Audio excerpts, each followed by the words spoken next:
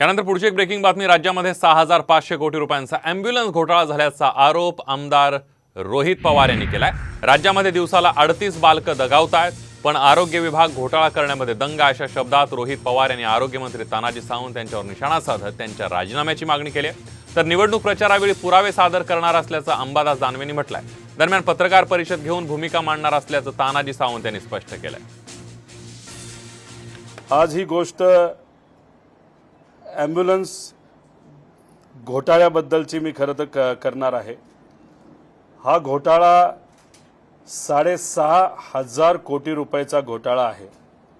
वाईट गोष्ट इथं घडली आहे। दिवसाला 38 बालकं मृत्युमुखी पडतायत आणि हे जो विभाग आहे आरोग्य विभाग हा पैसे खाण्यामध्ये मग्न आहे।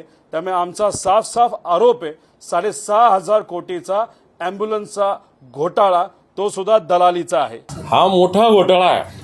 हा माणूस जो कोण आहे ज्याला हे मिळालेले कॉन्ट्रॅक्ट हा कोणाच्या जवळचा आहे, कोण याच्यामध्ये?